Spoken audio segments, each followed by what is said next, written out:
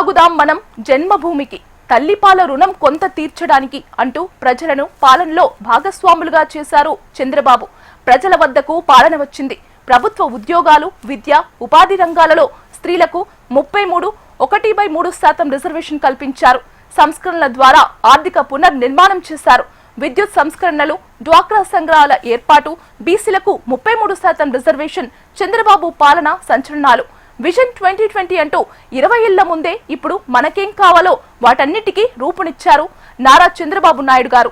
హైదరాబాద్ లో 1998లో ప్రారంభమైన hitech city అప్పటికి ఇప్పటికీ ఓ సంచలనమే. హైదరాబాద్ ఐటీ స్వరూపాన్నే మార్చేసిన అద్భుత ఘట్టం ఇది. జంట నగరాల రాజధానికి సైబర్ సిటీని చేర్చడం మాత్రమే కాదు, ఔటర్ రింగ్ రోడ్డుకు ఒక రూట్ మ్యాప్ ఇచ్చింది.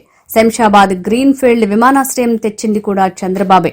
ఈ సేవా సెంటర్లే కాదు, రైతు బజార్లను తెచ్చింది కూడా చంద్రబాబే. ఎన్టీఆర్ రూపంలో పేదలకు పట్టెడన్నం, కట్టుకోవడానికి బట్ట, తలదాచుకోవడానికి పక్కా ఇల్లు అందిస్తే, చంద్రబాబు రూపంలో సామాన్యుడి కలలకు రెక్కలు తొడిగి ఆకాశాన్ని అందుకునే అవకాశాలను అందించింది తెలుగుదేశం. ప్రజలకు ఏం కావాలో సమకూర్చుతూనే మరోపక్క ప్రజలకు అక్కర్లేని ఫ్యాక్షనిజం, మత ఘర్షణలు, రౌడీయిజం, నక్సలిజం వంటి వాటిపై ఉక్కుపాదం మోపి అణిచివేశారు చంద్రబాబు.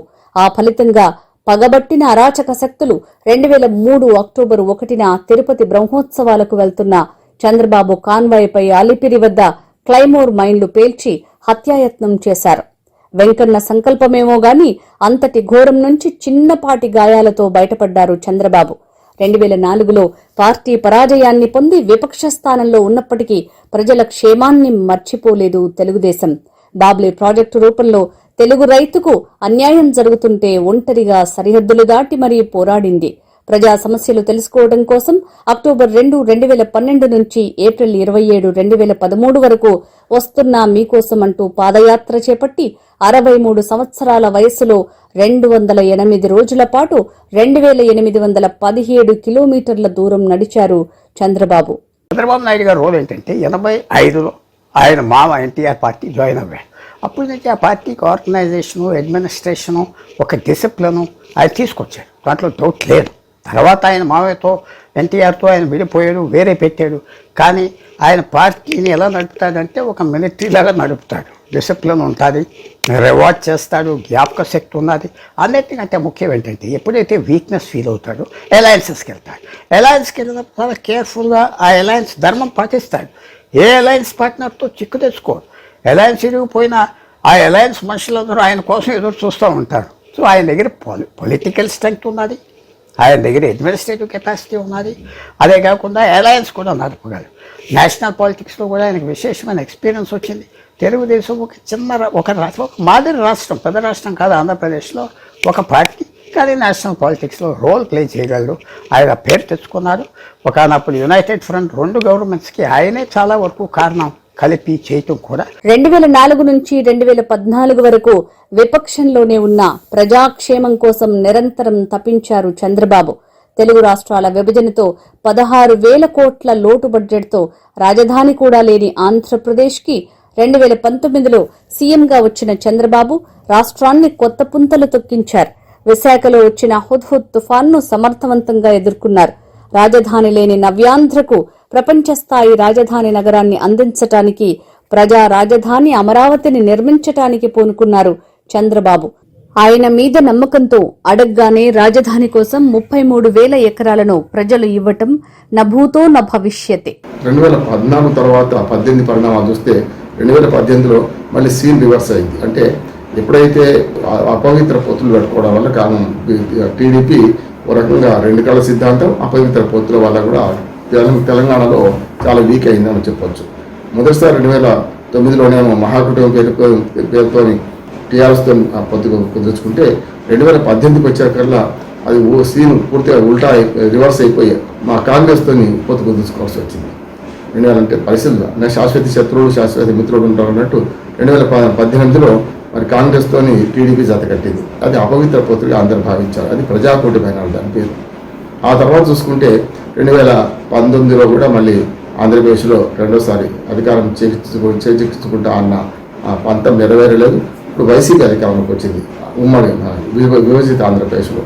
అట్లా చూసుకుంటే విభజిత ఆంధ్రప్రదేశ్ తర్వాత చూసుకుంటే మొత్తం చూసుకుంటే మరి 2024 వచ్చేవరకల్లా మళ్ళీ అదే బీజేపీతో పొత్తు కుదుర్చుకొని బీజేపీ, జనసేన, టీడీపీ కుదుర్చుకొని ఇప్పుడు కూటమి అధికారంలో ఉన్నది. అంటే 2 సార్లు విభజిత ఆంధ్రప్రదేశ్లో, 4 సార్లు ఉమ్మడి ఆంధ్రప్రదేశ్లో, మరి 6 సార్లు మొత్తం గెలిచి ఇప్పుడు తెలుగుదేశం పార్టీ ఒక తెలుగు రాష్ట్రాల్లో మంచి పలుకుబడి సంపాదించుకొని చెప్పాలి.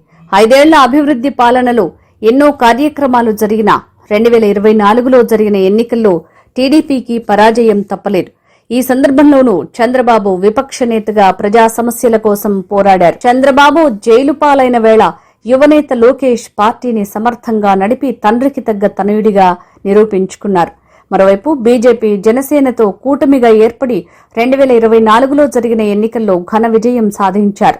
మరోసారి నవ్యాంధ్రకు ముఖ్యమంత్రి పీఠాన్ని అధిష్ఠించారు చంద్రబాబు. చంద్రబాబు నాయుడు తెలుగుదేశాన్ని నడుపుతున్నాడంటే ఆయన ఎక్స్పీరియన్స్, ఆయన క్వాలిటీ తీసుకెళ్తున్నాడు. ఫ్యూచర్ ఎవరు ఏం చెప్పలేం, కానీ ప్రస్తుతం మాత్రం ఆయన ఒక 40 years 42 సంవత్సరాలు, ఎన్నో సంవత్సరాలు ఆ పార్టీని మొదలు తీసుకెళ్తున్నాడంటే చంద్రబాబు నాయుడు క్వాలిటీస్. ఎన్టీఆర్ మరణించినప్పటి నుంచి 96 నుంచి పూర్తి కంట్రోల్ తెలుగుదేశం చంద్రబాబు నాయుడుతోనే ఉన్నది. సో ఎన్నోసార్లు గవర్నమెంట్ ఫామ్ చేశాడు, వేలవేళ్ళు, కానీ పార్టీని సర్వైవ్ టాక్టిక్స్ మాత్రం కూడా చాలా నేర్పి ఇప్పుడు చాలా ఫార్వర్డ్గా మాత్రం ఆయన కెరియరు, ఆయన వ్యవహారం మొదలుకెళ్తాను. అట్లాగే లోకేష్ కూడా మొదటితో తోటపాటు పడినా కూడా మళ్ళీ ఇప్పుడు ఈ మధ్యన నాగేశ్వరతో వివాదంలో మళ్ళీ కొంతవరకు మళ్ళీ కొంత అపరిపక్వత చూపిస్తున్నారని విమర్శ ఎదుర్కొంటున్నా లోకేష్ చాలా ఎదిగారని చెప్పొచ్చు.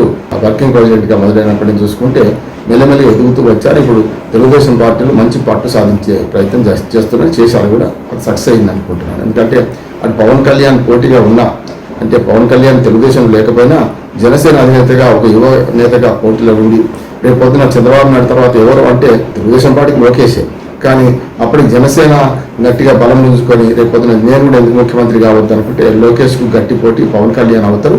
వాడిద్దరి మధ్య వివాదం వచ్చినా రావచ్చు అనుకుంటున్నాను నేను. కానీ ఇప్పటికైతే పరస్పరం సహకరించుకుని పని చేస్తున్నారు. అట్లా చూసుకుంటే 2019 తర్వాత మనకు రాజకీయాలు మారిన తర్వాత 2024లో కలిసి పోటీ చేశారు.